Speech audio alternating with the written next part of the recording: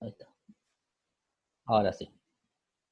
Bueno, entonces acá vemos cómo los autores, estos son de una tabla que se saca de diferentes bibliografías, cómo los autores van haciendo mediciones y bueno, tienen valores, digamos, muy distintos, ¿no? Como podemos ver acá, Cortés es el que más o menos eh, se toma como en cuenta, bueno, el Comité Eléctrico Internacional, que es el que veníamos mencionando recién, toma entre 500 y 5000 ohm. Calvo Science toma hasta 50.000 ohm. Lee toma hasta 100.000 ohm. Bueno, esto es digamos, esto es como para, bueno, establecer que no hay una, o sea, como para mencionar que no hay un criterio aprobado, ¿no? El que vamos a tomar nosotros como referencia es siempre el del Comité Eléctrico Internacional. Y es que el que después toma en referencia la IRAM, la norma IRAM. Pero bueno, son datos promedios porque eso va en función de cómo del momento de la persona. Bueno, hay una tesis de doctorado de la doctora Pérez Gerezuelo, en el cual ella hizo un análisis muy detallado de justamente de la resistencia eléctrica de la piel. Se suele tomar como referencia la tesis esta de la doctora Pérez Cerezuela, porque ella estableció en función de, bueno, de edades, varones, mujeres, hizo toda la distinción para tener una idea de los valores de resistencia. Y bueno, como podemos ver, eh, cuanto más chico es la persona, cuanto menos edad tiene, más baja es la resistencia. El hecho de que más baja sea la resistencia implica que para una misma tensión, o sea, por ejemplo, para 220, tener una resistencia más baja implica que te va a pasar más corriente. Entonces eso un poco engloba ese tema, ¿no? Ahora vamos a ver si hay alguien que se está tratando de conectar. No, están todos conectados. Y fíjense que baja, que es la resistencia eléctrica en la piel cuando las manos son secas para los menores, ¿no? Es muy bajo, o sea que son los que van a correr más riesgo. Eh, ¿se entiende más o menos esta tabla? Sí, yo creo que más o menos ahí da una idea. Bueno, con las manos húmedas, obviamente, cuanto más húmedas son las manos, eh, más, digamos, cuanto más húmedo está la piel en general, menor va a ser la resistencia, producto del efecto del agua. Dame un segundo que hay micrófonos abiertos y me están ruido. Ahí está. Ahí vamos. Bueno, tenemos acá todo el listado de resistencias en función de si las manos son secas, húmedas, mano presión seca, mano presión húmeda, en lugares donde la presión atmosférica es mayor.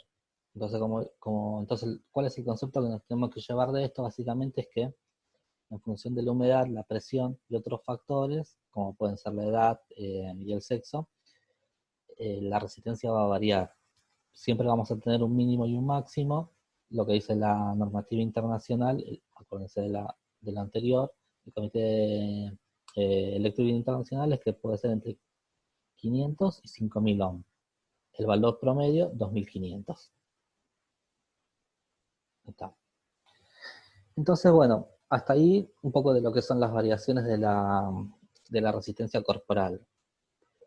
Para los cálculos casi siempre se toma 2500 ohm. Lo que nos toca ver ahora es otro efecto de la electricidad en el cuerpo, que tiene un concepto muy simple. ¿Se acuerdan que habíamos visto eh,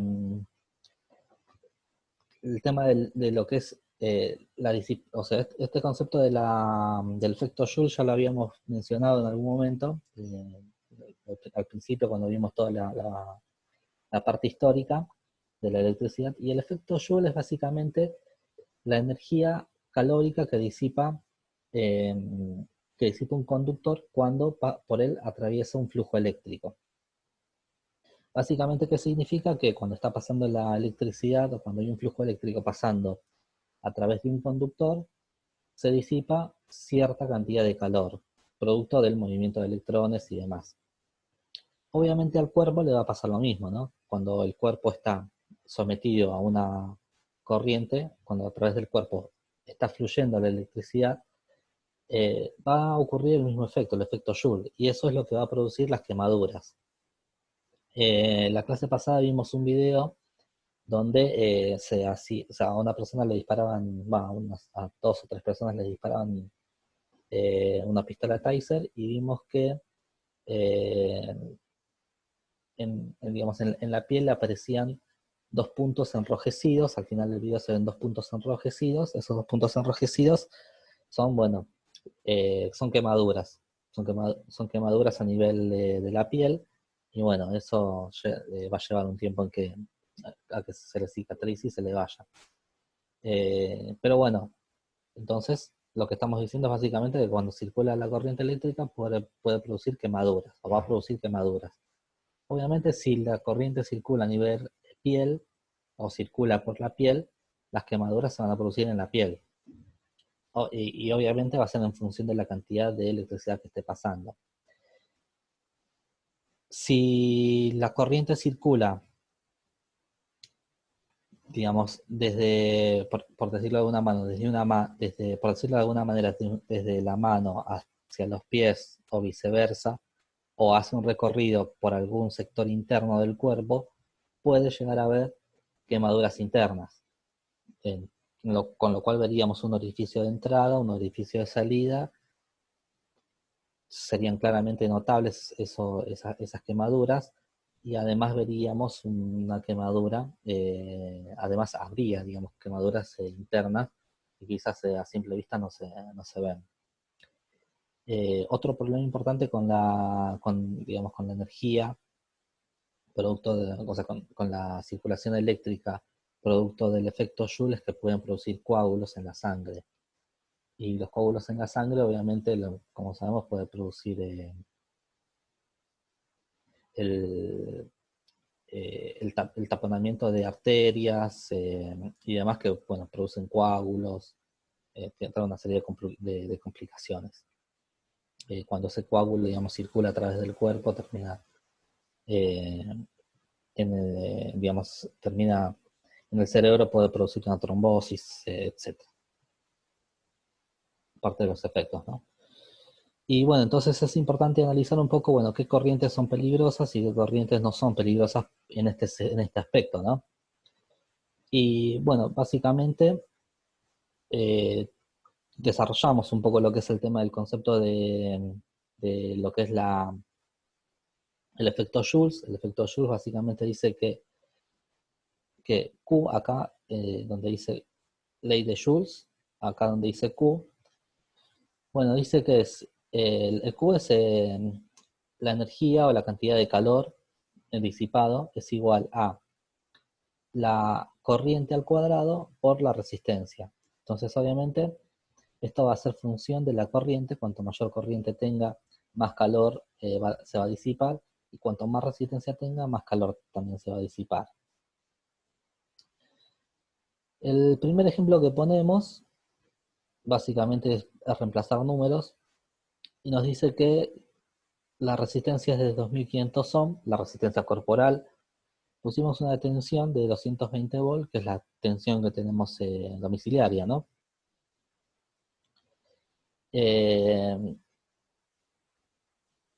lo cual nos da una corriente de 88 miliamperes. Si nosotros hacemos esta cuenta, nos da 88 miliamperes. ¿Se acuerdan que la corriente era la tensión dividido resistencia por ley de Ohm? Tenemos esa corriente, entonces. Y bueno, entonces si reemplazamos en esta fórmula, en la primera, porque la segunda es también función del tiempo, nos dice que digamos, el la cantidad de calor es igual a la tensión al cuadrado por la resistencia. Reemplazamos los datos y nos da 1936 joules. 1936 joules es el equivalente, si lo multiplico por 0,24 es un pasaje nada más, para pasar de joules a calorías, un pasaje de equivalencias, nos dice que son 464 calorías. 464 calorías, bueno, es un dato, ¿no? No sabemos si es mucho, si es poco. Entonces por eso es que vemos lo siguiente, esta tabla, ¿no? Entonces dijimos que son 464 calorías, un cálculo aproximado. Estaríamos acá en esta tabla, en las calorías, entonces equivaldría a caminar cerca de una hora, ¿no? Un poco menos de una hora. ¿Cuánto hemos dicho? 464, poco más de una hora 23, una hora por ahí más o menos. O sea que realmente se disipa mucha energía. Esto es en un instante, porque después lo que tenemos que hacer es hacerlo en función del tiempo, y en función del tiempo vamos a tener eh, otros factores. Como bueno, lo que tenemos que decir acá es que a partir de acá empieza a suceder lo siguiente, empieza a tener un poco, o tendríamos que empezar a considerar lo que es la impedancia capacitiva y la reactancia capacitiva. Estos dos elementos que no los vimos, solamente los mencionamos como que había, cuando dijimos que cuando veíamos el tema de la electricidad de la electricidad alterna, vimos dos conceptos que no los tocamos mucho, que son los capacitores y las bobinas o las reactancias. Bueno, tendríamos que entender al cuerpo humano como un circuito más complejo, como tratar de entender al cuerpo humano como un circuito más complejo es realmente complicado y no tiene sentido, digamos, llevarlo a una hoja y calcularlo. Lo que se hace y lo que hacen lo que hacen los autores es llevar a tablas que sean un poco más comprensivas, que sean de fácil comprensión, en función de experiencias y experimentos que ellos realizan. Es por eso que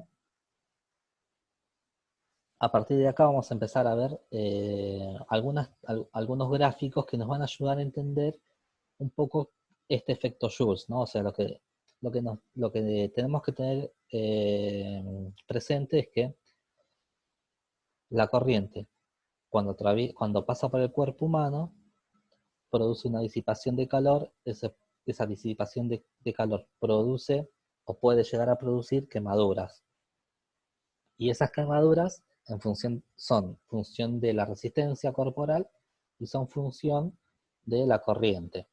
Sobre todo de la corriente, porque la corriente está elevada al cuadrado. Pero bueno, son función de esas dos. Eso es lo importante que tenemos que saber, que en función de la resistencia que tenga el cuerpo y en función de la corriente que lo esté atravesando, el cuerpo va a sufrir quemaduras.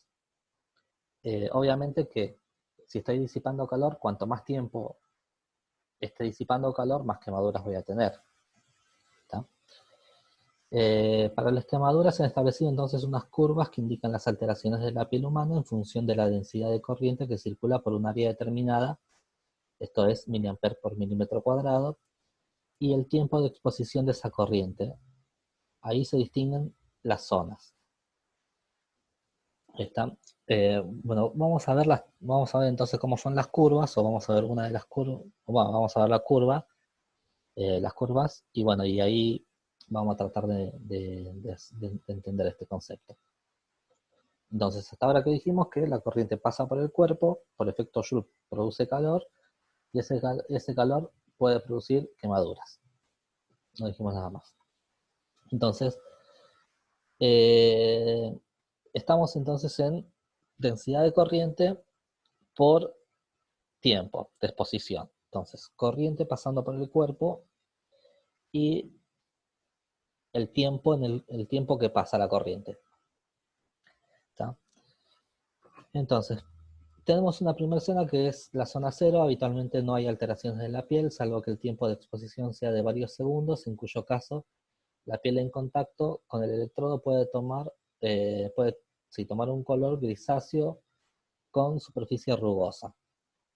Estamos en este punto, ¿no? ¿Qué significa esto? Que si yo tengo una densidad de corriente, en definitiva, es una corriente, si yo tengo una corriente muy baja, por debajo de los 5 miliamperes, y acá se puede ver más o menos en la curva, por debajo de los 5 miliamperes, no me va a pasar nada. O sea, no puede circular la corriente, pero a nivel de quemaduras, por ahí no voy a tener quemaduras. Por ahí, a otro nivel sí puedo tener algún otro efecto en función de, bueno, cómo pase la corriente y demás, pero a nivel de quemaduras no voy a tener quemaduras. ¿Está? Entonces, 5 miliamperes no voy a tener problemas en principio. En la zona 1, dice, se produce un enrojecimiento de la piel con un hinchazón en los bordes donde estaba situado el electrodo. Entonces, la zona 1 ya empiezo a tener un enrojecimiento de la piel con hinchazón en los bordes donde estaba situado el electrodo. Entonces, donde entra la corriente y donde sale la corriente, tal cual como vimos en el video de la pistola Taser, tengo el enrojecimiento de la piel con hinchazón en los bordes, en la zona 1. La zona 1, ¿cuánto es? ¿Cuál es la zona 1? Es esta que la vemos marcada acá y donde vemos que, eh, por ejemplo, ¿no?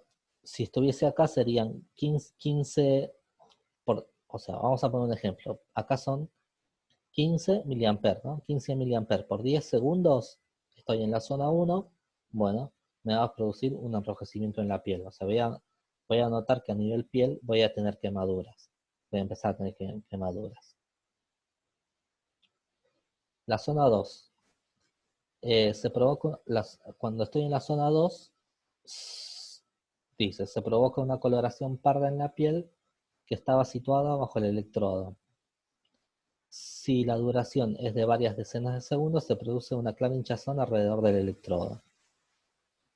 Entonces, nuevamente, la zona 2 empieza a tener otro tipo de... ya, fíjense que ya no tengo nivel, digamos, superficial, sino que al decir que está situado bajo el electrodo, estoy hablando de que, bueno, eh, tengo, digamos, una mayor quemadura. Y empiezo a tener, bueno, hinchazón en el electrodo. Ya esto empieza a tener, digamos, una forma más compleja. Y ya llegada a la zona 3, empiezo a tener lo que es carbonización de la piel directamente. eh, la piel digamos, empieza a tener, digamos, efectos graves a nivel piel. Esto es a nivel quemaduras. Recuerden que antes vimos que había otros efectos a, a nivel, digamos, fisiológico, ¿no?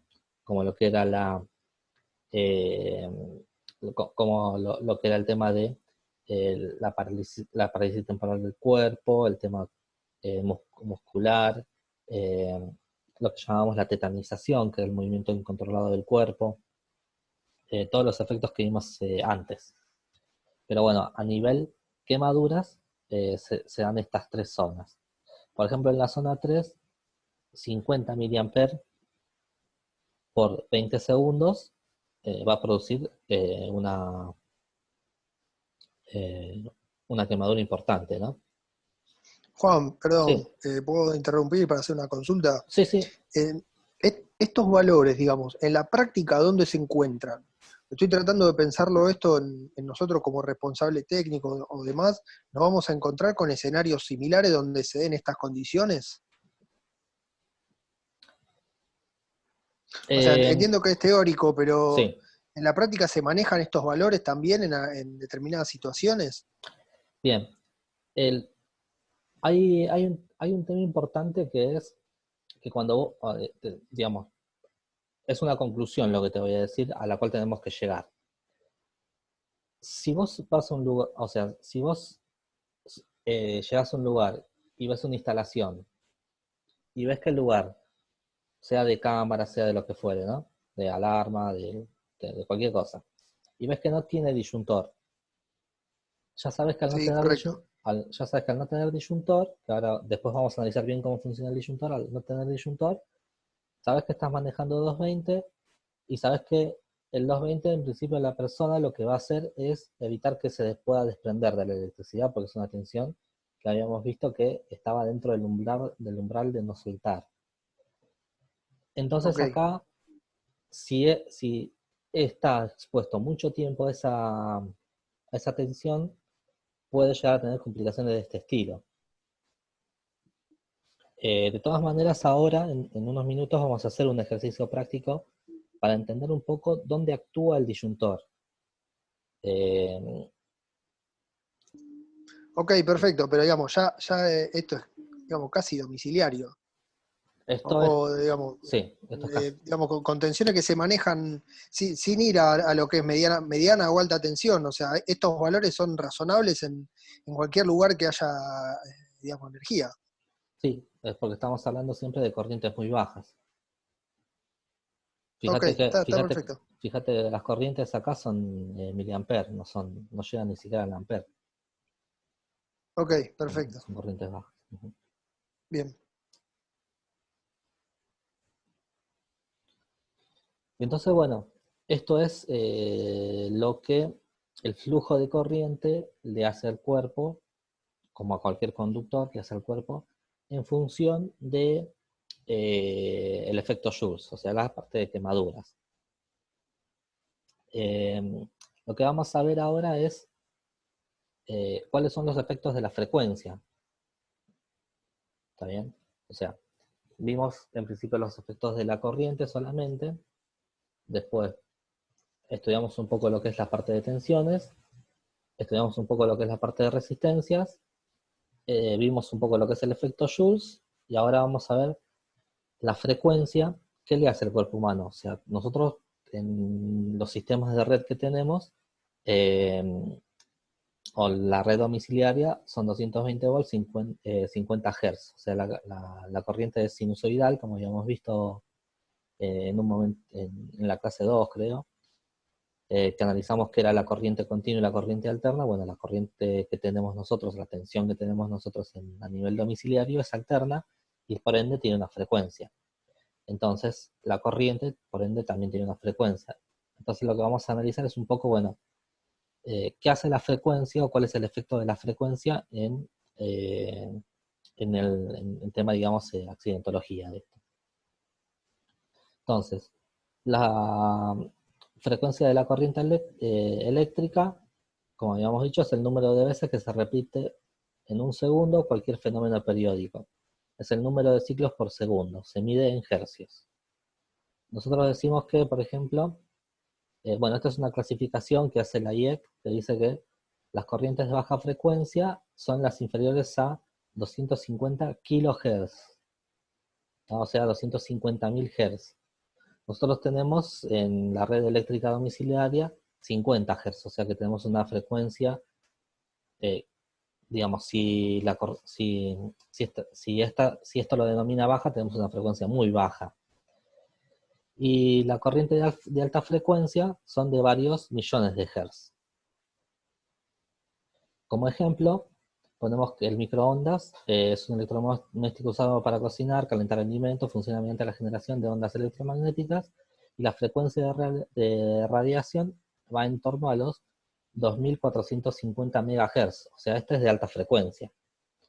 La frecuencia de la red eléctrica, o sea, el segundo ejemplo es la frecuencia de la red eléctrica es de 50 Hz, o sea que es de muy baja frecuencia. Bueno, y acá es el texto principal que dice la influencia de la frecuencia en la gravedad del accidente eléctrico se produce cuando la misma se superpone al ritmo nervioso o circulatorio, provocándose una alteración que se traduce en efectos patológicos, espasmos, sacudidas, alteraciones del ritmo cardíaco, fibrilación ventricular. Y esa es la más peligrosa, la fibrilación ventricular. O sea, ¿qué me va a hacer la frecuencia cuando es baja? Y bueno, me va a producir espasmos, sacudidas, eh, y lo más grave que es la parte, digamos, me va a afectar a la parte cardíaca y en particular a la parte de la fibrilación ventricular. Con lo cual, y esto es, digamos, lo importante de entender este tema de la frecuencia es que una corriente alterna de 220 volts y 50 Hz de frecuencia es 4 a 5 veces más peligrosa que una corriente continua de igual tensión. O sea, la corriente alterna es más peligrosa que la corriente continua para las mismas tensiones. ¿Por qué? Bueno, porque me genera otro riesgo más o me agrega otro riesgo más a todo lo que ya vimos, que es el tema de eh, la fibrilación ventricular o las alteraciones en el ritmo cardíaco. Entonces, eso, esto es con respecto a las bajas frecuencias, ¿no? O sea, las bajas frecuencias son justamente las que son peligrosas. Cuando se trata de corrientes de altas frecuencias, por encima de los 1000 Hz, el peligro disminuye al aumentar la frecuencia, llegando a ser inofensivas a partir de los 100.000 Hz. A partir de los 100.000 Hz, bueno, lo tengo que tomar como corriente continua. Me va a traer todos los efectos de la corriente continua, pero la parte, digamos, de fibrilación ventricular y de espasmos y todo eso no va a estar contemplado. De hecho, hay corrientes terapéuticas que se utilizan a 3000 Hz, desapareciendo los efectos patológicos, químicos, biológicos y persistiendo los efectos a nivel, bueno, los efectos térmicos a nivel superficial, que es lo que hablábamos de las quemaduras y demás, ¿no? O sea, a altas frecuencias se lo tiene que considerar como si fuera prácticamente corriente continua. Bueno, ¿se entiende más o menos hasta acá este concepto? A ver, esperen que vamos a ver acá. Vamos a preguntarle a alguno. Oscar Rodríguez. ¿Vamos bien hasta acá?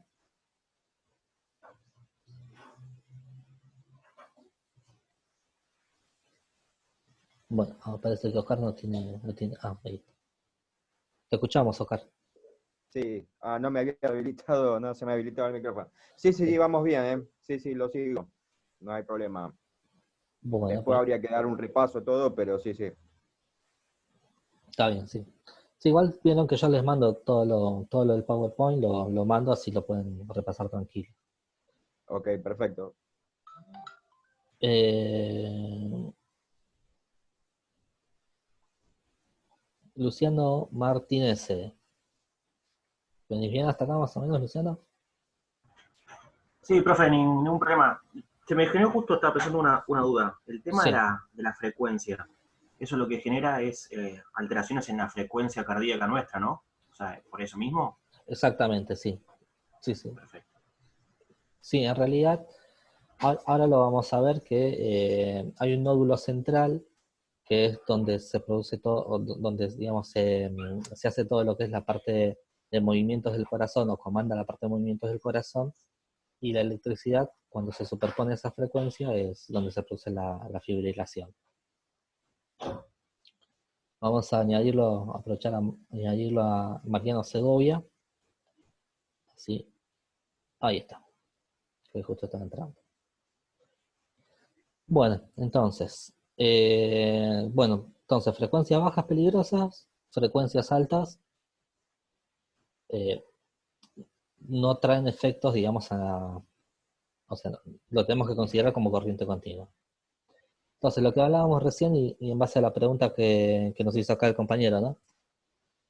Bueno, la frecuencia cardíaca, como saben, es de este estilo, tiene sístole y diástole, en realidad es una serie de movimientos y se originan en lo que se llama el nódulo sinoauricular. El nódulo sinoauricular es un nodulito que está acá, es parte del sistema nervioso,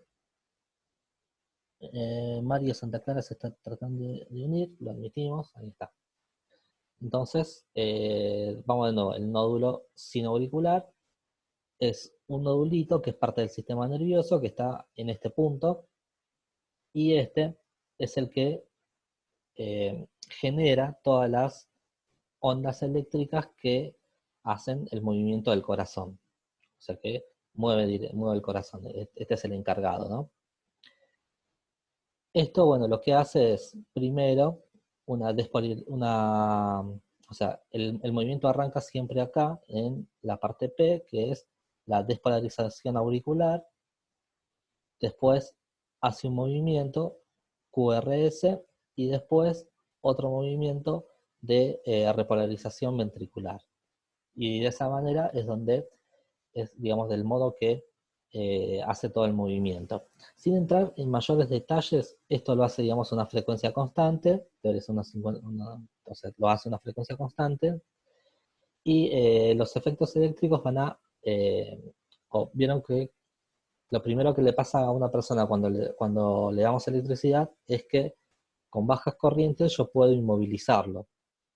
Es el principio de funcionamiento de la pistola Taser, ¿no? Entonces, eso también me puede llegar a afectar a este nódulo, que es parte del sistema nervioso, y entonces ahí es donde empiezo a tener problemas en lo que es el tema de circulatorio. ¿Por qué? Porque si yo afecto este nódulo, y este nódulo empieza a funcionar mal, justamente todos los movimientos empiezan a ser erráticos.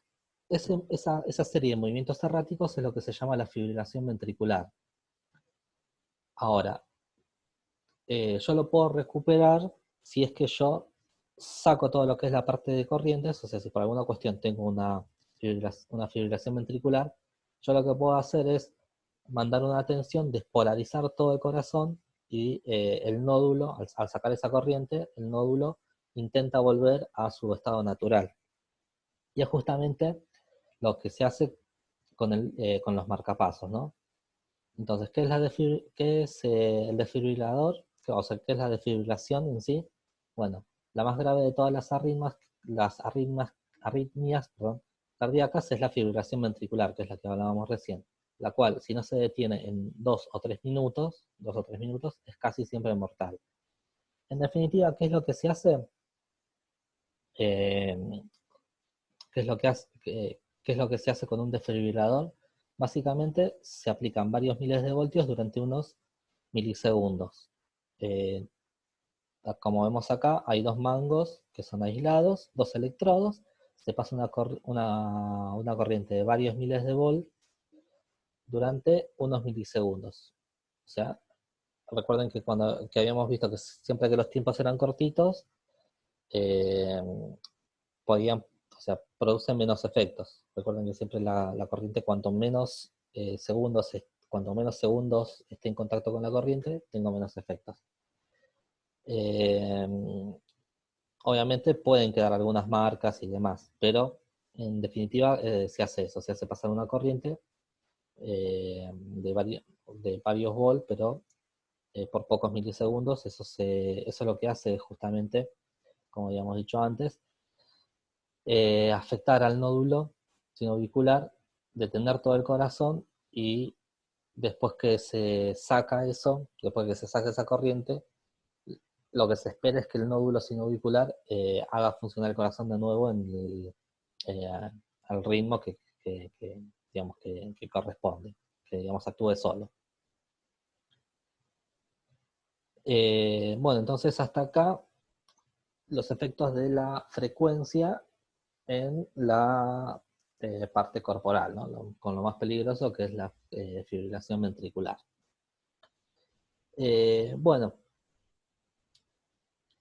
ahora lo que sigue, que es la última parte, digamos, de lo que vamos a ver con respecto al tema de cómo afecta la corriente hacia el cuerpo, son los tiempos de exposición.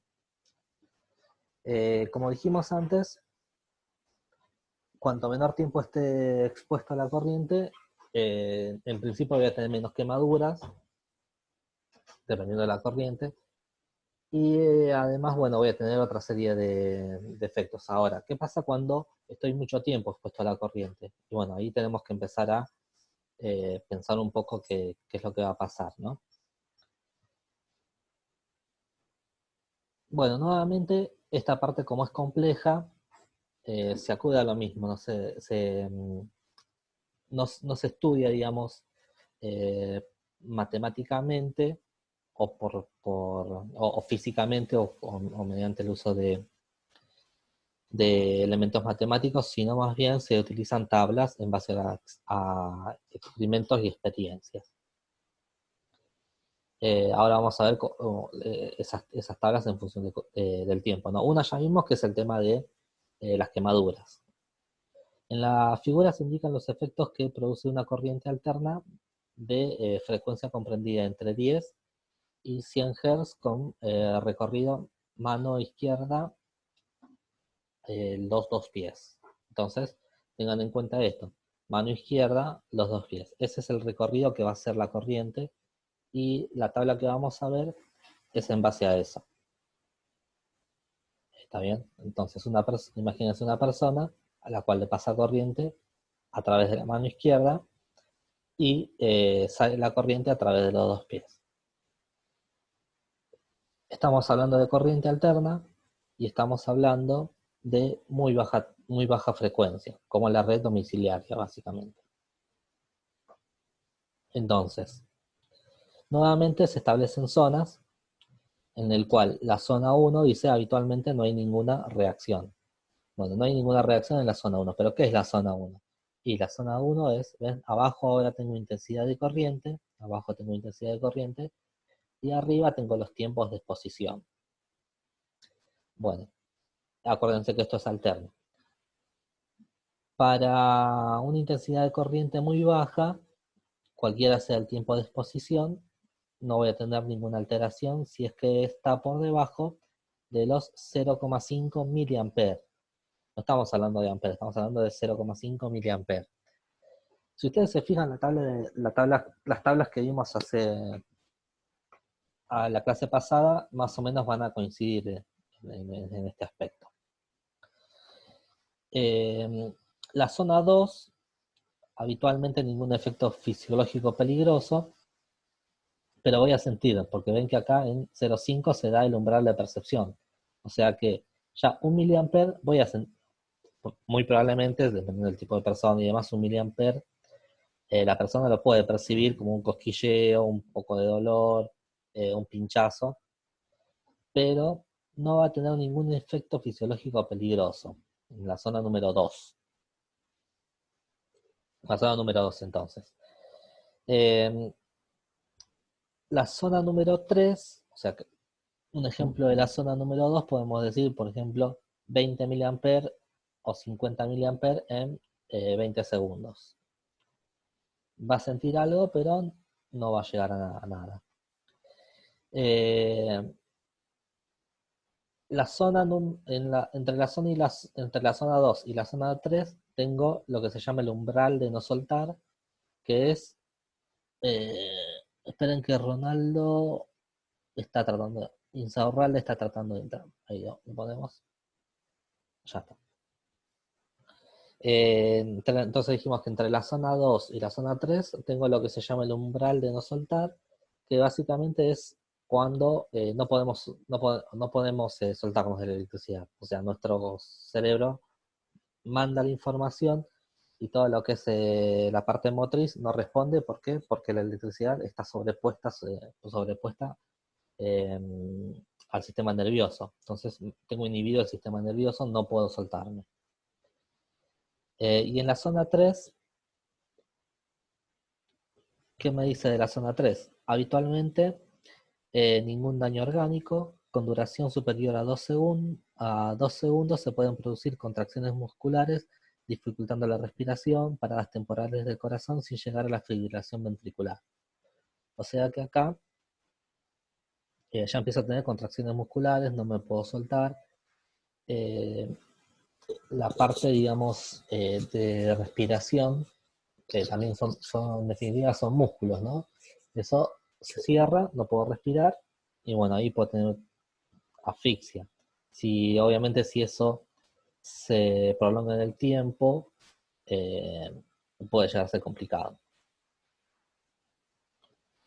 Ya a partir entre la zona 3 y la zona 4, ya tengo el umbral de fibrilación, o sea, a partir de ahí empiezo a tener los problemas de fibrilación ventricular, que es lo que hablábamos recién, y obviamente cuanto mayor sea el tiempo, o cuanto mayor sea la corriente, más probabilidad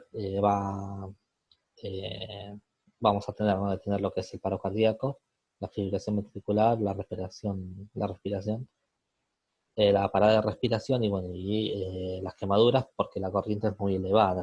Utilizar la corriente elevada y los tiempos de exposición grandes en la zona 4, eh, puedo tener, todo eso. ¿Se entiende más o menos esta tablita? Digamos, acá es un poco más fácil de comprender los efectos de las tensiones en sí. Perdón, ¿esto que estamos viendo es para qué niveles de tensión sería? ¿Esto para Sí, algún caso de nivel de tensión en particular? bien.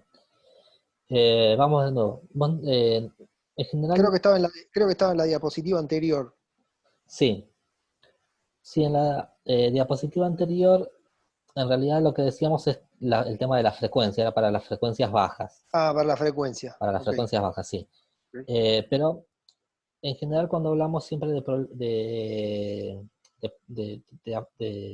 este tipo de estudios, casi nunca hablamos de tensiones, siempre hablamos de corrientes. ¿Por qué? Porque en definitiva vos tenés un dato que es la resistencia corporal. Y si tenés el dato de la resistencia corporal, la tensión, sea mayor o sea menor, lo que te va a dar en definitiva es la corriente. ¿Y la corriente qué es? Es el flujo es un flujo de electrones por unidad de Ok, tiempo.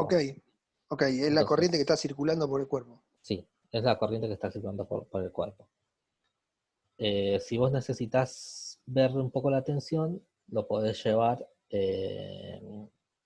por ley de Ohm, lo podés llevar a tensión para entender un poco, pero generalmente se habla siempre de corrientes en este tipo de tablas. Bueno, una comparación, corriente alterna, corriente continua, para... Ahora, esperen que me molesta algo acá, ahí está. Corriente alterna y corriente continua.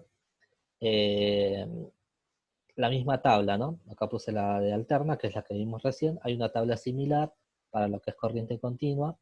Y bueno, vieron que siempre se dice que la corriente alterna es más peligrosa. Bueno, queda demostrado acá en la tabla, ¿no? Que yo, por ejemplo, acá marqué para o sea, los tiempos de exposición son en milisegundos, entonces 1000 milisegundos es un segundo.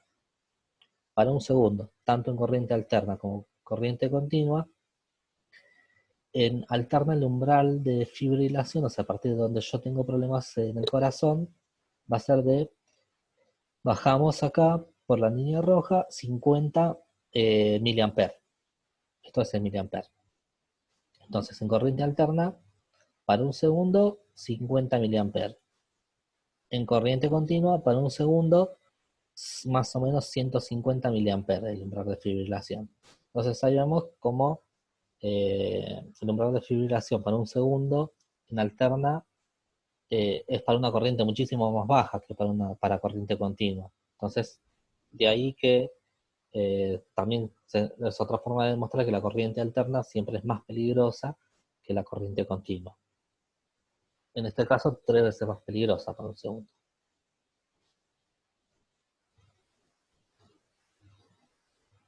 Bueno, faltaría ver lo que es el tema de trayecto de la corriente, que bueno, es un tema bastante simple, el tema del trayecto de la corriente, y tiene que ver con lo siguiente.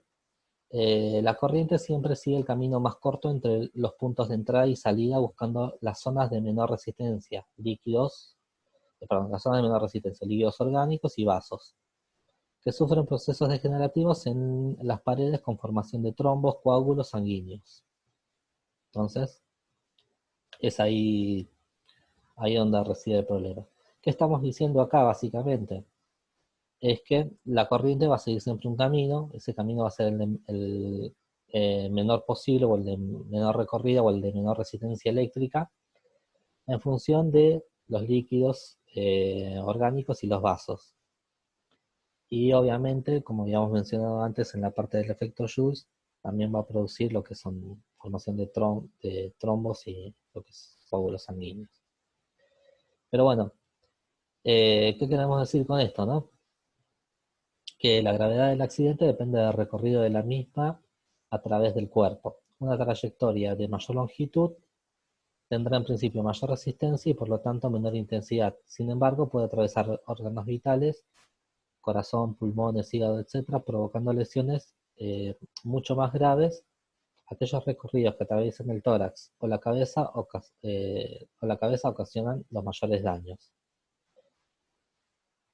Bueno, nada nuevo, más de lo que venimos hablando, ¿no? Para los trayectos se aplica el llamado factor de corriente, F, que permite calcular la equivalencia del riesgo en las corrientes teniendo recorridos diferentes atraviesan el cuerpo. O sea, ¿se acuerdan que las tablas que vimos recién? Sí.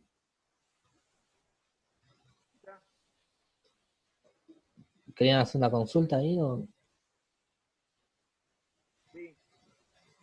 Sí, Patricio, te escucho. El tema del daño en la cabeza es por las terminaciones nerviosas del cerebro.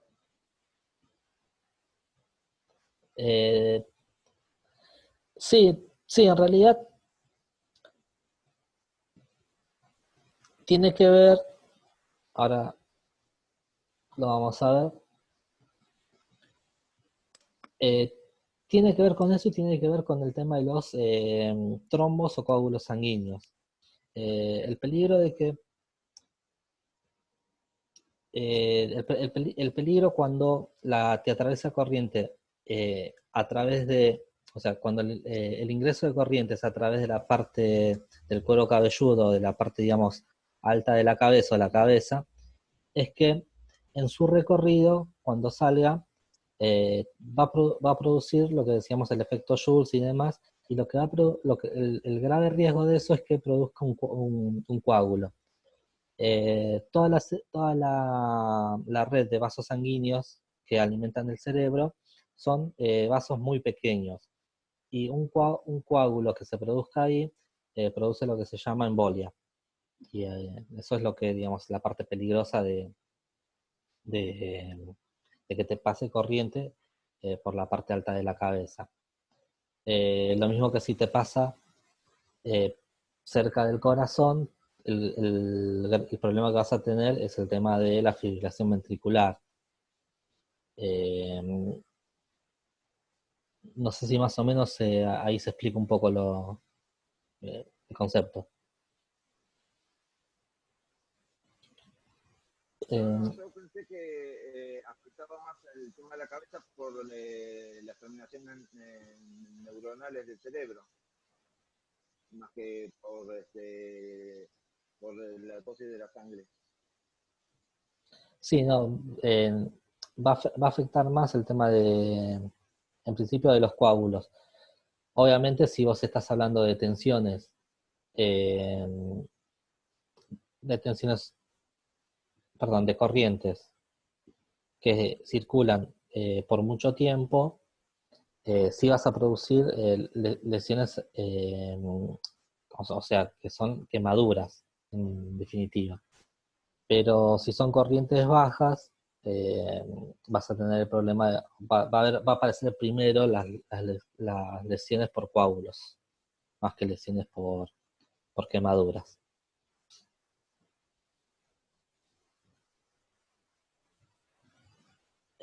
Entonces, ¿Ok? ¿Entendido? está bien. Entonces, bueno, estamos hablando entonces del recorrido, ¿no? de la corriente, cómo recorre en el cuerpo humano. La tabla que vimos recién nos decía justamente que tenía que ser de la mano izquierda hacia los dos pies. Bueno, las tablas, digamos, estaban hechas para eso, ¿no? Entonces, ¿qué es lo que se hace para otros recorridos? Para otro tipo de recorridos lo que se hace es un factor. Se utilizan factores factores de corriente que le llaman F. Que en definitiva me dicen si o sea, son bastante lógicos si lo que me dicen es si va a afectar más o menos al tema de las tablas que vimos recién, o cuánto va a afectar. Para eso lo que se hace es, a la corriente calculada, se la divide por el factor. Al dividirlo por el factor, voy a tener una corriente que voy a utilizar para lo que es la parte de cálculos. Ahora lo vamos a ver en un ejemplo y se va a aclarar un poquito más este tema. Vamos a ver, o sea, acá donde dice, digamos, en los muñequitos de la parte de arriba, el muñequito del medio es digamos, el recorrido de corriente que se utiliza como referencia, que es de 1. Si yo hago entrar la corriente por una mano y, o sea, vieron que siempre tengo una entrada y una salida en lo que es corriente. Entonces yo hago entrar la corriente por una mano y la hago salir a la altura del pecho, lo tengo que multiplicar por 1,3. O sea, la tabla que yo vi recién la tengo que llevar a 1,3. O la corriente que yo tengo que tomar como referencia, la tengo que multiplicar por 1,3 porque va a ser un poquito más intensa o va a tender o va a hacer una mayor afectación. Lo mismo que si lo hago de la mano izquierda hacia el corazón, ya tengo un factor de 1,5, o sea, va a ser mayor el daño que produzca. En cambio, si la corriente viaja en vez de la mano derecha, en vez de la mano izquierda, viaja desde la mano derecha hacia los dos pies, el factor va a ser de 0,8, o sea, va a ser menos peligroso. Y bueno, y así voy haciendo, voy viendo todos los factores posibles, ¿no? Esto es si está de espaldas, de la espalda hacia la mano, 0,7, de la espalda hacia la mano derecha, de la espalda hacia el glúteo izquierdo, entre mano y mano, y desde la espalda hacia la mano izquierda, 0,3. Entonces va bajando el factor, digamos, de incidencia, por llamarlo de alguna manera.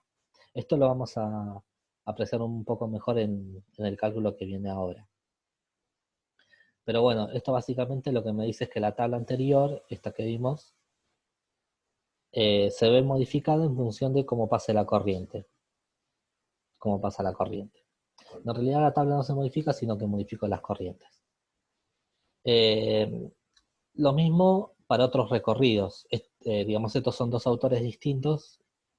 Un autor me lo da en factor lo llama factor de corriente de corazón, y bueno, y otro autor me lo da en porcentaje.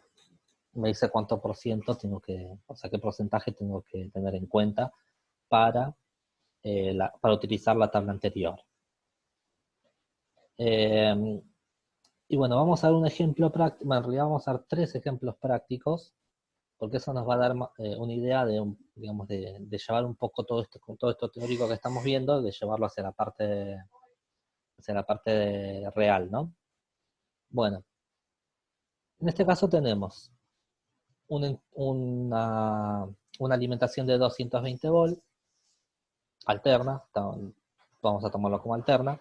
Tenemos acá un equipo disyuntor, que es el que, digamos, va a cortar la corriente en caso de que haya una fuga. Y tenemos un motor que tiene una falla eléctrica. Un motor, por ejemplo, de una heladera, que tiene una falla eléctrica. Entonces, esa falla eléctrica, producto de, bueno, o sea, ¿por qué se puede producir una falla eléctrica? ¿O por qué puede haber una descarga eléctrica en el chasis del motor? O en el chasis de la heladera.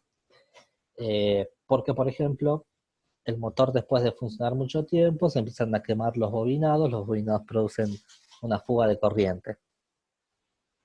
O hay algún capacitor mal aislado o algún factor mal aislado. Entonces, bueno, todo eso produce fugas de corriente.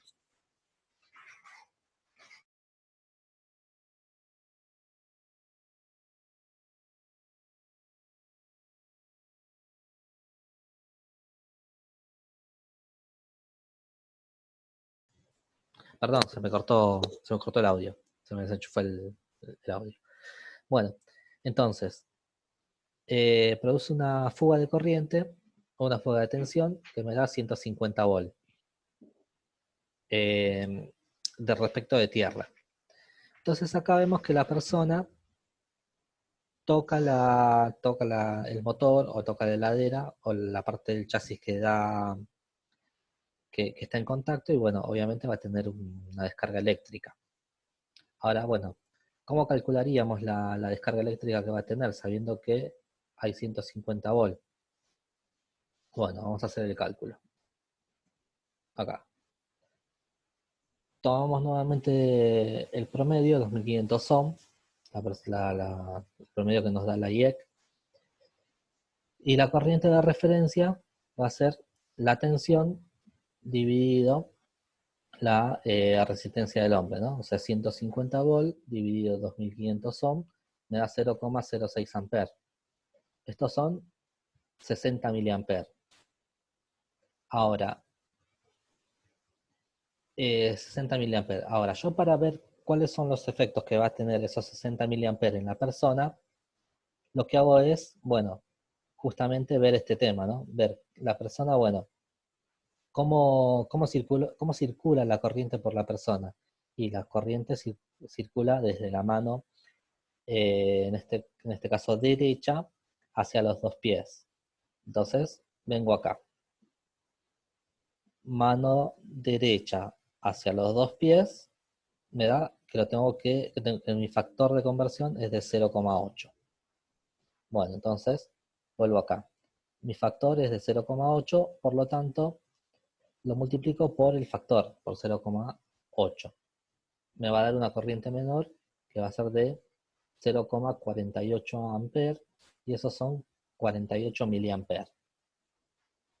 48 miliamperes. Como tengo el disyuntor, yo sé que el disyuntor en algún momento va a saltar. Si está en condiciones y demás, va a saltar. ¿Cuál es el tiempo en el que va a actuar el disyuntor? Bueno, el tiempo en el que va a actuar el disyuntor, tengo acá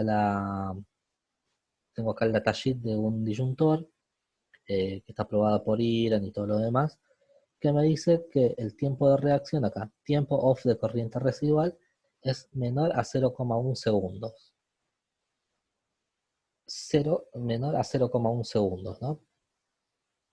Entonces, ahí alguien me marcó algo.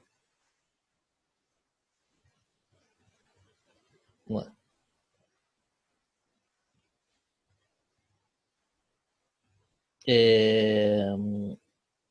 Es menor a 0,1 segundos. Entonces, con estos datos nos vamos a ir a la tabla. Tengo 48 miliamperes y 0,1 segundos. Nos vamos a la tabla.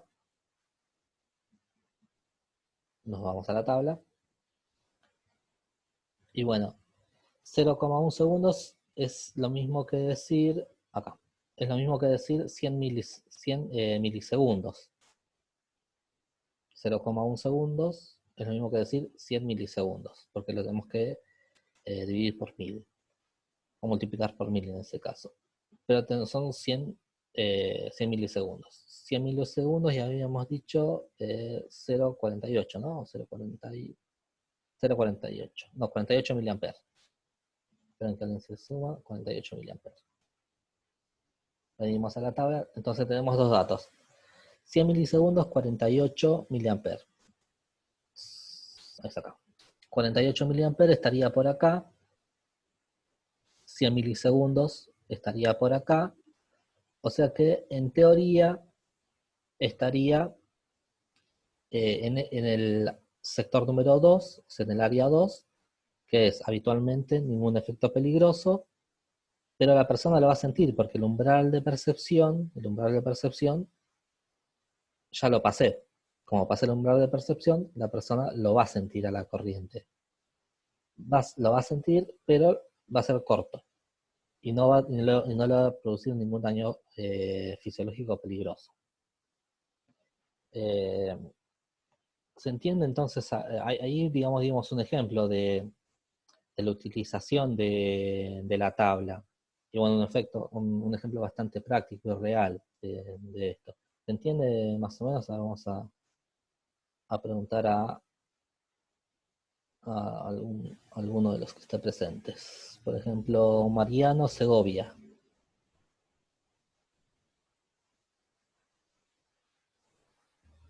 Sí, profesor, lo estoy escuchando. Está bien. ¿Se entendió más o menos el ejemplo? Sí, sí, era entendí el ejemplo. Está bien. Ahora otro. Rodrigo, ¿cómo venimos hasta acá? ¿Se entendió el ejemplo más o menos? Sí, sí, profe, se va entendiendo más o menos. Bueno, vamos a ver otro ejemplo entonces.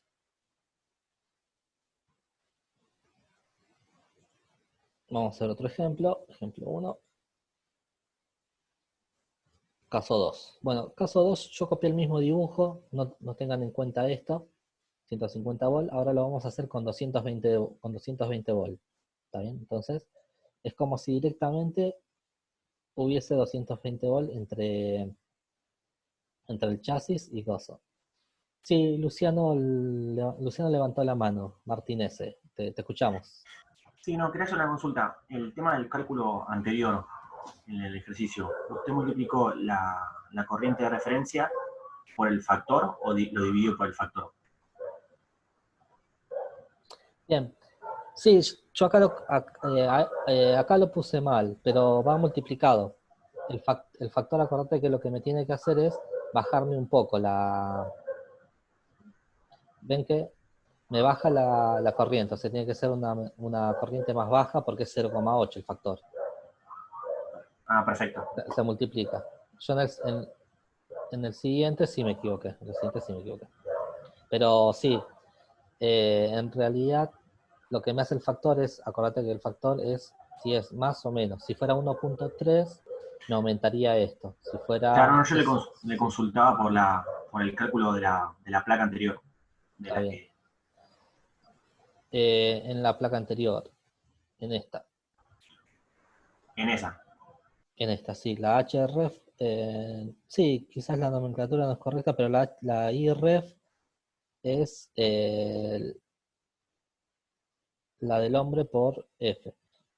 Pero en realidad, o sea, más allá de eso, el concepto de esto es que eh, tiene que ser menor, tal cual como figura acá, por eso va multiplicado. Quizás no tomé la nomenclatura correcta, pero sí, en este caso se multiplica. Va multiplicado.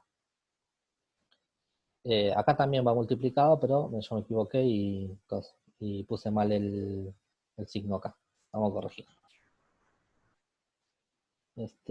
Caso 2 lo había corregido ahí, pero acá no lo corregí. Ven que acá lo puse bien, pero acá no lo corregí. Acá tengo que corregir. Ahí está. Y por ende en el otro también. Ah, no, acá lo puse bien. Ahí está.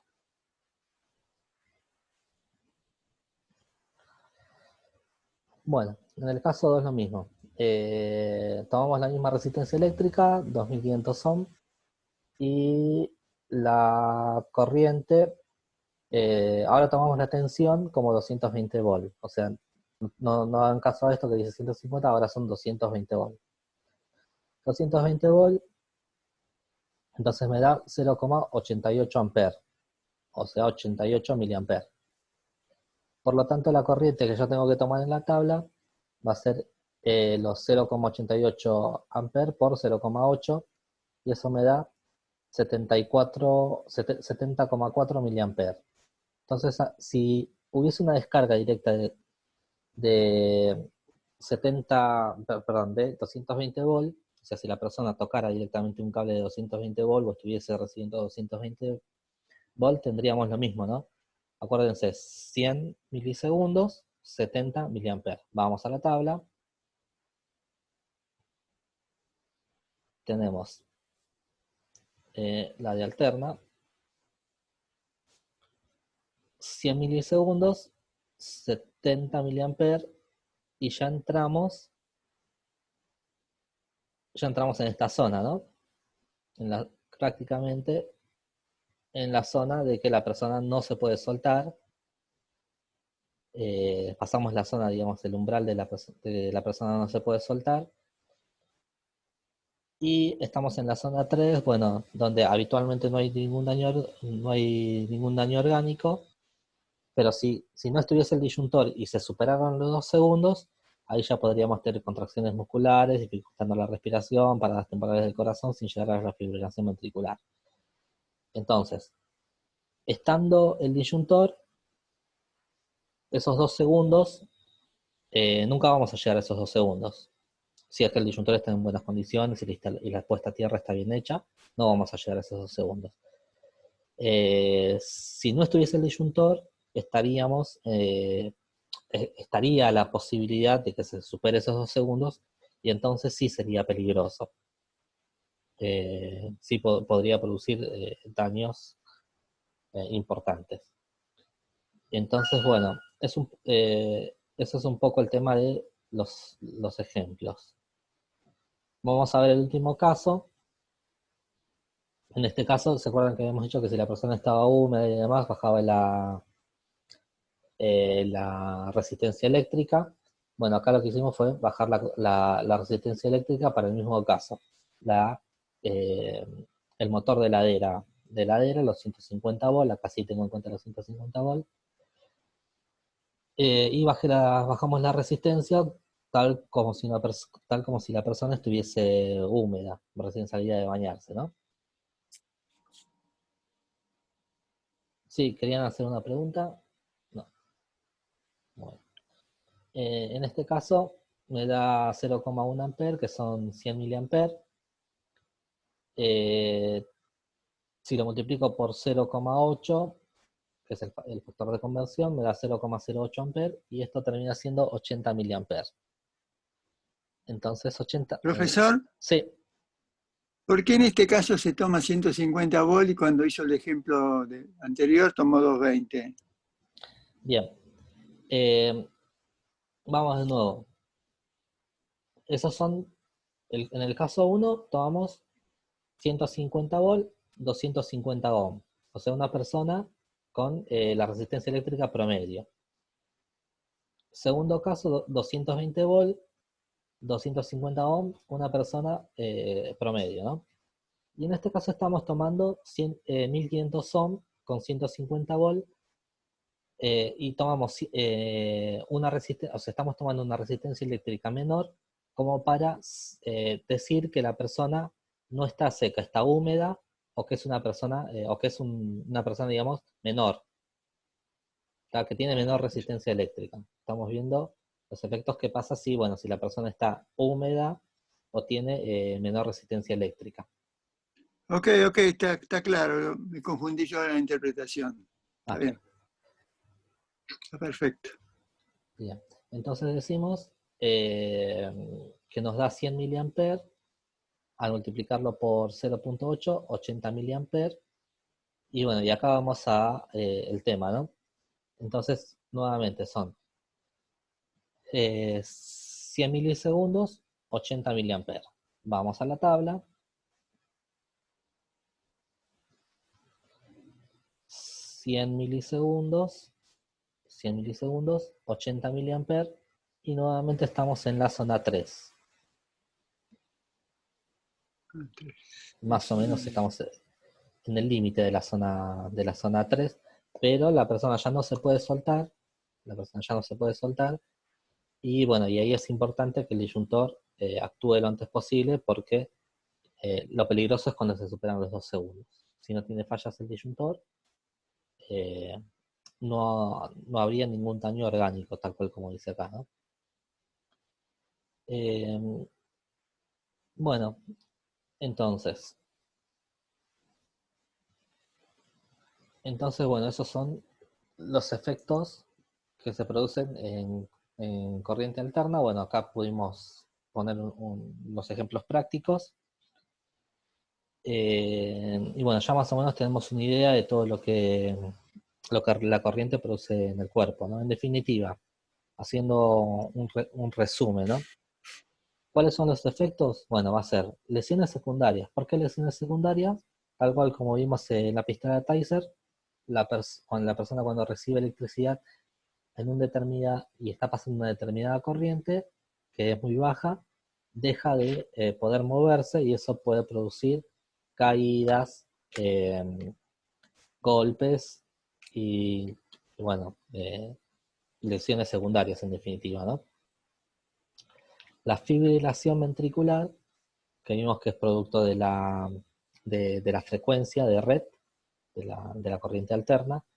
La tetanización, que la tetanización son los movimientos no controlados. O sea, hay movimientos musculares no controlados productos de la corriente. Tal cual como le pasaba al sapo, ¿se acuerdan que habíamos visto el experimento del sapo que se le daba corriente y entonces no podía... Ahora, en un instante que justo...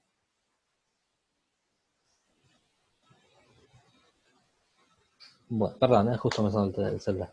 Bueno, tal como habíamos visto con el experimento de los sapos, los músculos se mueven y a veces eso puede producir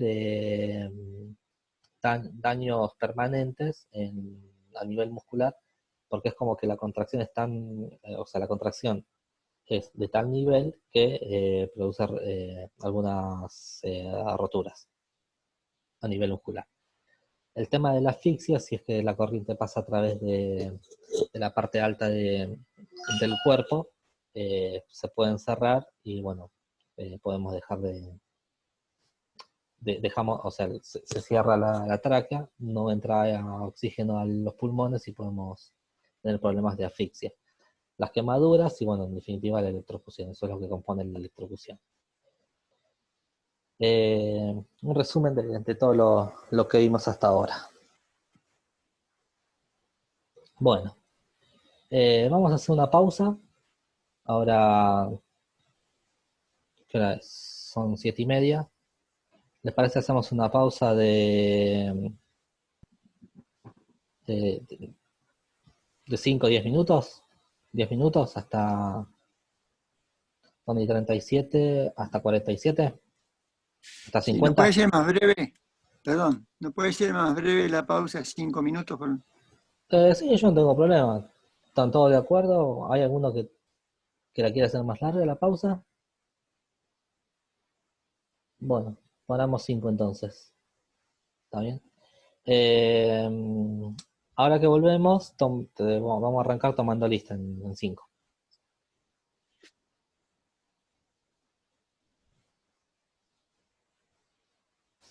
Bueno, gracias.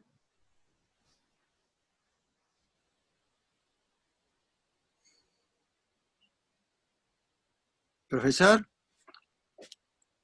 Ah, ya se fue. No, ahí está todavía, ¿eh? Sí, me contesta, pero no me contesta. No, porque la lista la tiene en pantalla, por lo menos toma a todos los que están y después se hace más breve. Ya es larga la clase para hacerla más larga todavía. ¿Tenés prendido vos el micrófono? Yo sí. Hola, hola.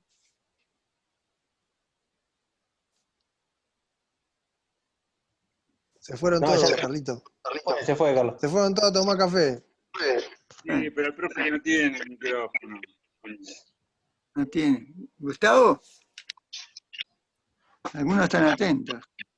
Hola, Sí, Gustavo. Carlos, sí, sí. ¿Cómo andás? ¿Estás de acuerdo ¿Cómo eso en están, chicos? reducir? ¿Estabas de acuerdo en reducir el tiempo que le dije? Gustavo. Sí, Sí, claro. sí.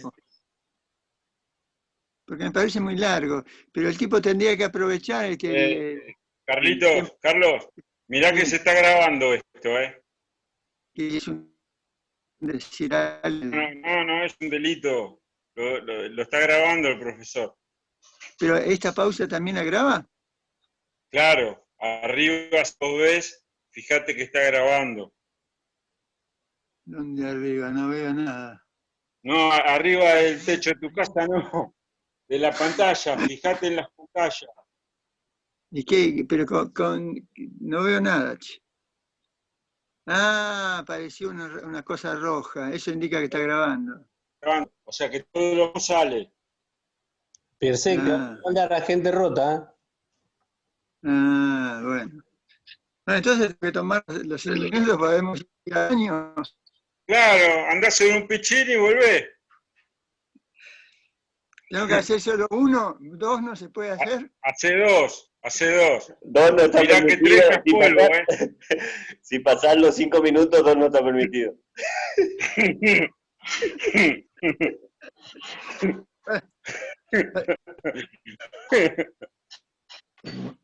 Bueno, le pido audiencia a los que están presentes para ir a tomarme ese Dale, esos andá tranquilo. minutos. Andá A ver si tranquilo. hacemos silencio ahí.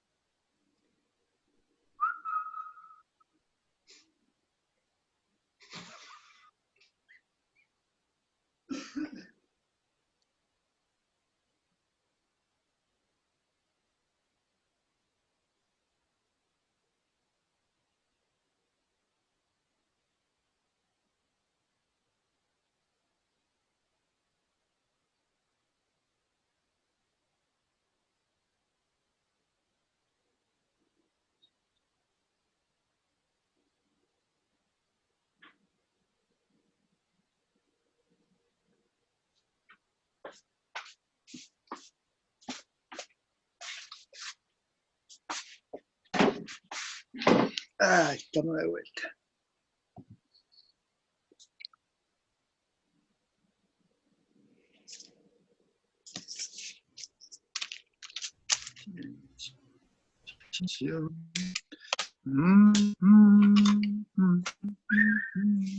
Bueno, ¿ahí me escuchan? Sí. Sí, hay silencio para que escuchar todo lo que querés contar. Profe, lo escuchamos. Ah, bueno. Sí, profe. Bueno, vamos a intentar tomar listas. Sé que es un proceso bastante complicado, pero están complicando con ese tema. Pero usted puede tomar lista a través de todo lo que está en pantalla. Y luego los que faltan, por los que no están. Sí, no es tan fácil porque a mí me queda registro, o sea, el Zoom me registra solamente los que dicen algo o acotan algo como mensaje. Entonces, ¿No marca todos los presentes? no marca los presentes. El Zoom no marca los presentes. Si no, lo que puede hacer es una idea que yo le había dicho a otro profesor, es cada vez que le va dando autorización a alguno para ingresar a la sala, vaya poniendo el presente en el Excel.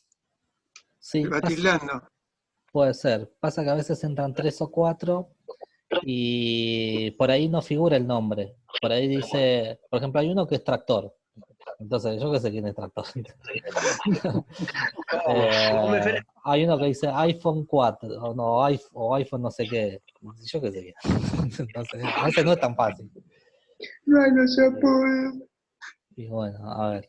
Por ejemplo, Gisela Acosta está. O sea, lo que me resulta más cómodo a mí es que me manden por. O sea, que acá por el chat me manden el presente o por el WhatsApp. Eso, porque yo después reviso uno por uno y ya está.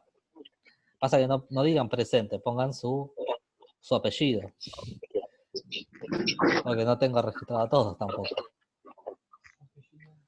Entonces, a ver, vamos a hacer el intento. Gisela Acosta está.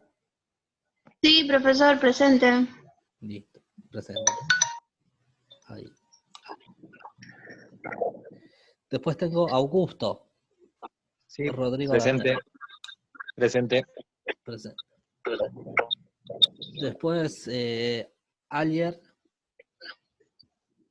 No viene más, profesor. No viene más. Arias.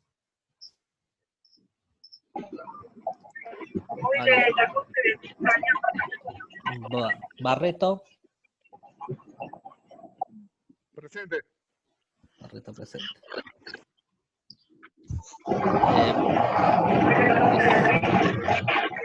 ¿Qué pasó?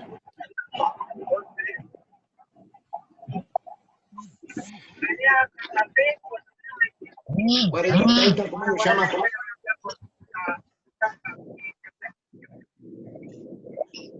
Vamos. No, ven que se pierde.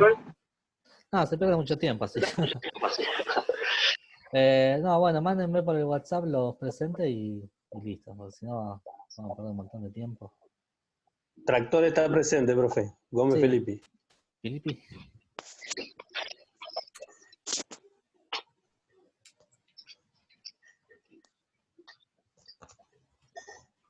Bueno, igual mándenme el presente por el WhatsApp y listo, si no vamos a complicarla más. Bueno, vamos a continuar entonces. Bueno, Carlos Grucci presenta y le mandé por WhatsApp. Dale.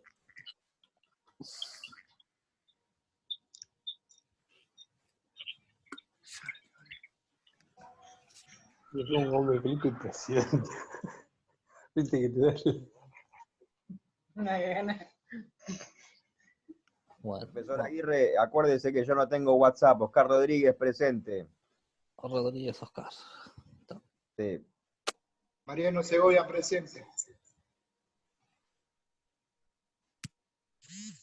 Segovia presente. Ahí lo escribo también. Bueno.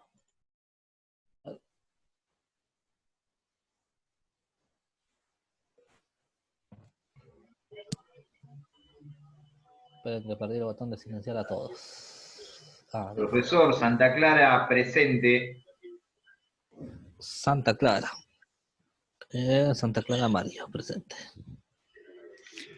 Profesor Pirsic presente. Pirsic presente.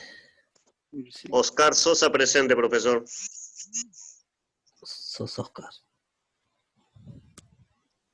Lepera Alejandro presente.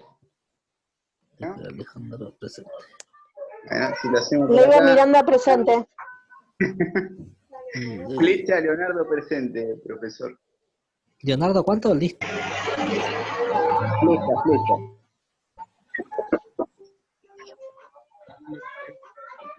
Rolando Insaurralde presente. Rolando Insaurralde presente.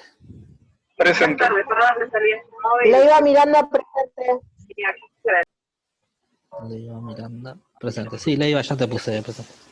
Morel Martín, profesor. Morel Martín Julián. López Molina presente. Cuello presente.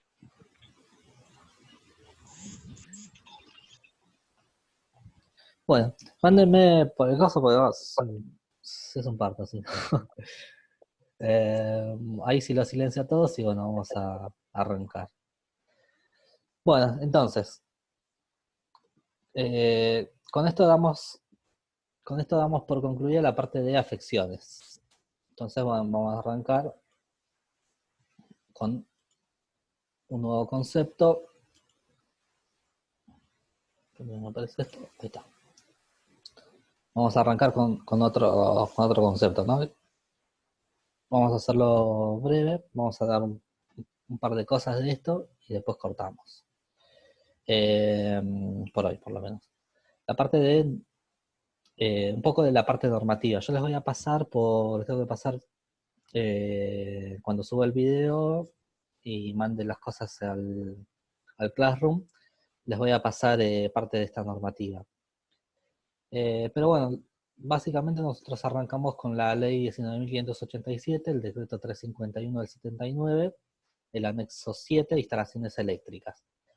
Esta ley lo que nos dice es cosas sobre lo que es seguridad. Pero habla más de lo que es la parte de maniobras, porque bueno, es la ley de seguridad e higiene laboral. Al ser la ley de seguridad e higiene laboral, habla de cómo se tienen que efectuar los trabajos en las diferentes clasificaciones de tensiones, que las clasifica en muy baja tensión, media, etcétera, etcétera. Todo eso está en lo que es el anexo 6, que corresponde a las instalaciones eléctricas. Pero si nosotros queremos, digamos, partir de antes o entender un poco cómo es toda la estructura normativa, bueno, tenemos que decir lo siguiente, que en el punto 3 de este anexo, habla de las condiciones de seguridad de las instalaciones eléctricas, o sea, de qué manera tienen que ser las instalaciones eléctricas o cuáles son las condiciones de seguridad de las instalaciones eléctricas, y en particular en el punto 3.1 dice características constructivas, o sea, cómo se tienen que construir las instalaciones eléctricas. Y lo que hace la ley, como es algo que él excede, hace algo muy simple, ¿no? Dice, se cumplimentará lo dispuesto en la reglamentación para la ejecución de instalaciones eléctricas en inmuebles de la Asociación Argentina de Electrotécnicos, la AEA. Entonces, ¿qué hace la normativa de seguridad e higiene en referencia a lo que son las instalaciones eléctricas? Dice, bueno, todo lo que es la parte constructiva hay que seguir la reglamentación de la Asociación Electrotécnica Argentina, la AEA, o la Asociación Argentina de Electrotécnicos, que es lo mismo. En consecuencia, nosotros tenemos que estudiar, para entender cómo tiene que hacerse una instalación eléctrica segura, tenemos que estudiar las normativas de la AEA. Es por eso que nos vemos obligados a estudiar la reglamentación para la ejecución de instalaciones eléctricas en inmuebles. La AEA básicamente lo que hace es reglamentaciones, son unos libritos que se compran, como al igual que las reglamentaciones de la IRAM, y bueno, cada una de esas normativas obviamente tienen un costo y demás, se compran, al igual que la IRAM, ¿no? Y la reglamentación es la 90.346, es una reglamentación bastante larga, son 7 libros, pero bueno, vamos a tratar de entender un poco de cómo se compone eso, ¿no? Entonces, para que una instalación eléctrica sea segura, se tiene que cumplir 2 requisitos. Ahora estamos hablando, ya dejamos todo lo que es la parte de los efectos fisiológicos, ya sabemos lo que le pasa al cuerpo, ya sabemos qué es la corriente. Ahora estamos tratando de ingresar un poco en, bueno, cuáles son los medios de seguridad. Desde el punto de vista normativo, después vamos a ir desglosando todo para entenderlo, ¿no? Para entender el concepto general. Y bueno, los requisitos básicos son que los productos eléctricos tienen que cumplir con la norma de producto IRAM, o en todo caso la IEC, que es la Comisión Internacional de Electrotecnia. Y la instalación debe cumplir con las normas de instalaciones, o sea, la reglamentación de la AEA. Entonces, en definitiva, se tienen que cumplir 2 requisitos. Los productos o los elementos que nosotros ponemos en una instalación eléctrica tienen que estar aprobados por IRAM o por la IEC. Y la instalación debe cumplir con las normas de la reglamentación de la AEA. O sea, partimos de la Ley de Seguridad y Higiene, que es una ley a nivel nacional, tiene, digamos, tiene relevancia a nivel nacional.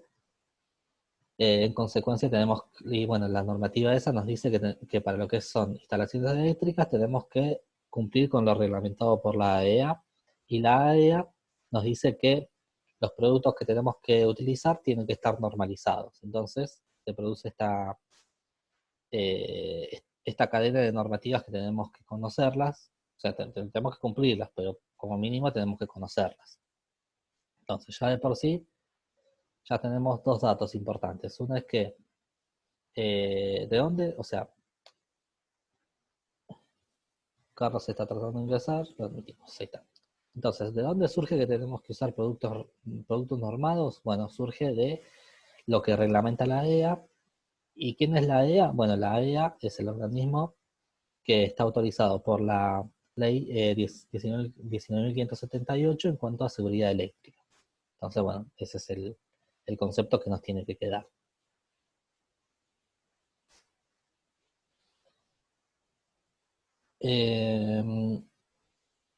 Bueno, entonces, los productos seguros son los que dijimos recién, los aprobados por la IRA, y los que tienen certificados de origen según las normas internacionales.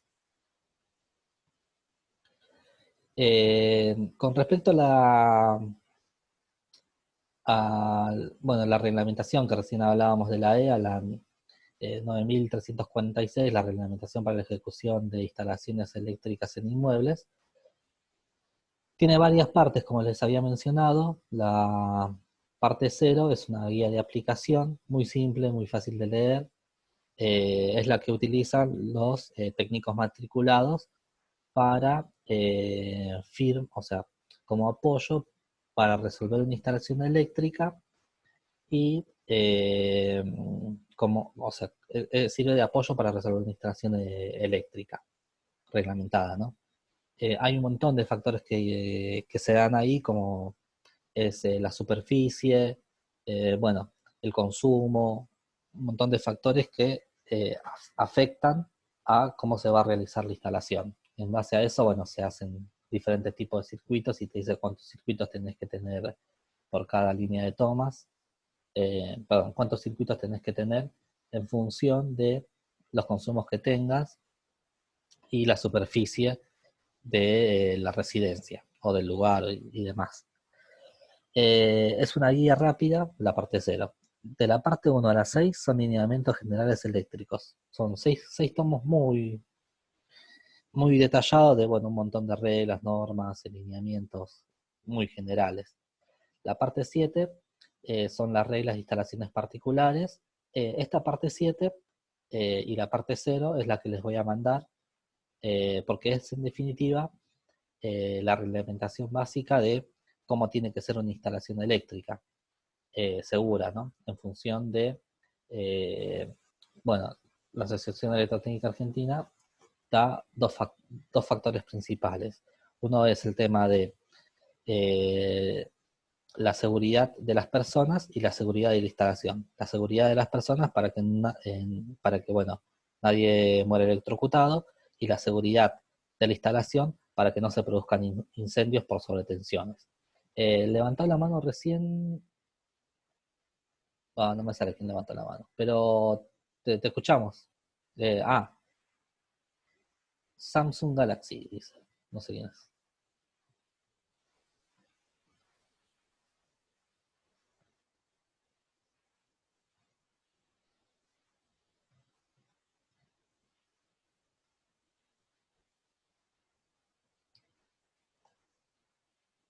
¿No querían hacer una pregunta? Recién levantaron la mano. Bueno. Tengo la mano levantada de Samsung Galaxy S7. Bueno. Vamos a seguir entonces.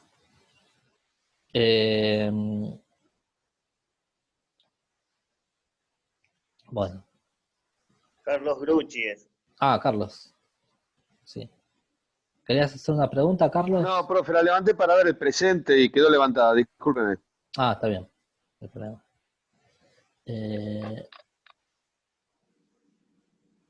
Bueno, bueno. Bueno, listo, entonces continuamos. Bueno, entonces, la regla 7, la parte 7 son las reglamentaciones de instalaciones particulares, y la parte 8, correcto funcionamiento y eficiencia energética, un poco de ese tema, de lo que es la eficiencia energética. Bueno, acá tenemos la parte que habíamos dicho de lineamientos generales, está desarrollada, acá la desarrollamos. La parte 1 dice alcance, objetos y principios fundamentales. La parte 2, definiciones. La parte 3, determinación de las características generales de la instalación.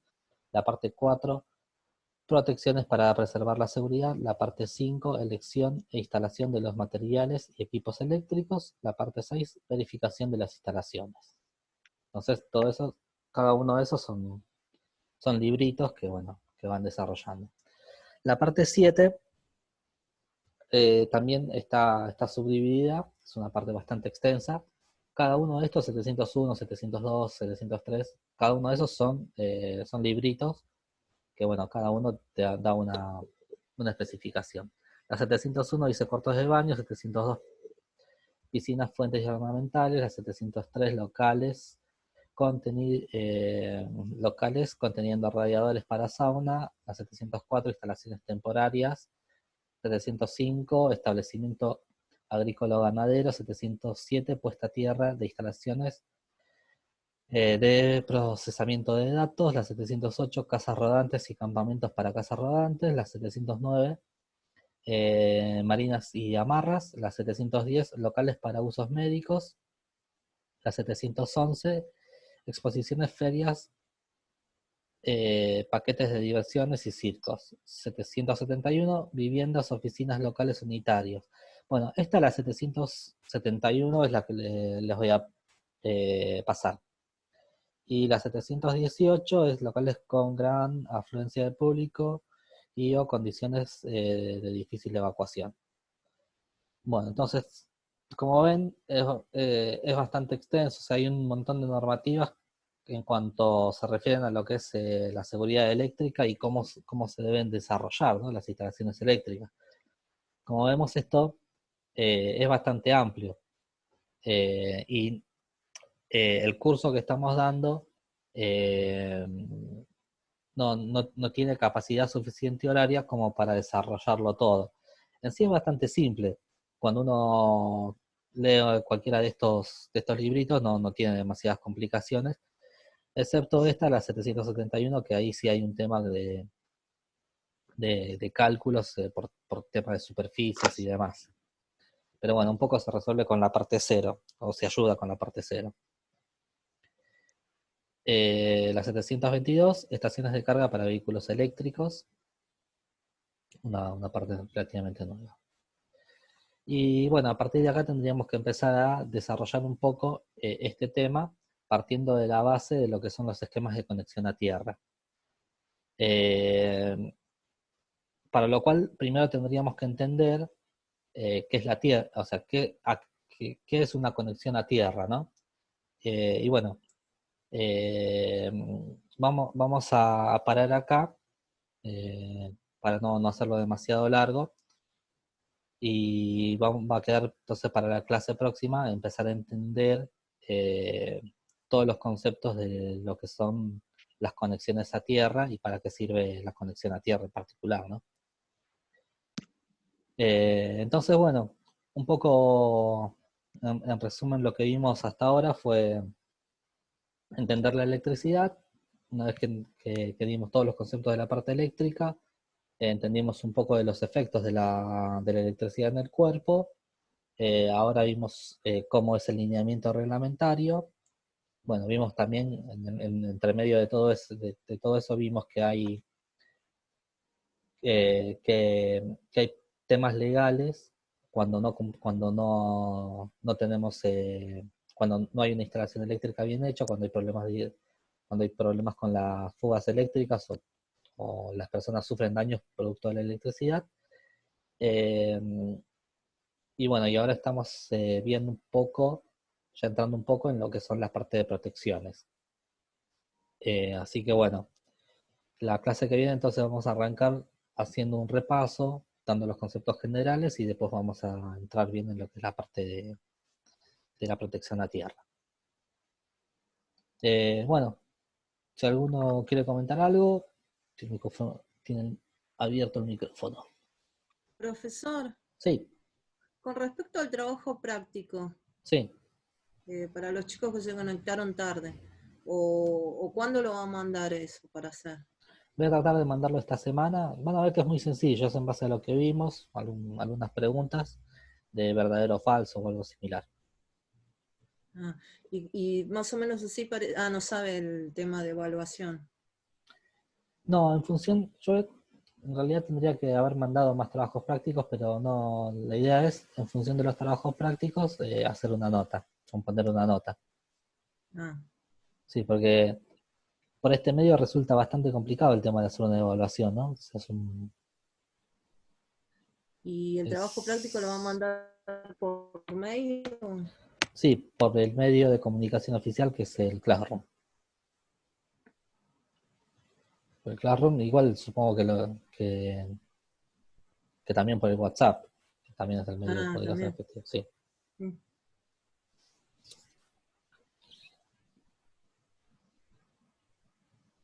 Bueno. Gracias. No, por favor. Hasta acá estamos, más o menos. Bueno, sí, entonces, estamos bien. Es mucha información, pero se entiende, está bien. Está bien. Bueno, vamos a cortar acá entonces y seguimos la clase próxima. Bueno, gracias, profesor. Bueno, gracias. Buenas noches. Buenas noches. Hasta luego. Hasta luego. Hasta luego. Hasta luego, profesor. ¿Cómo se sale de acá?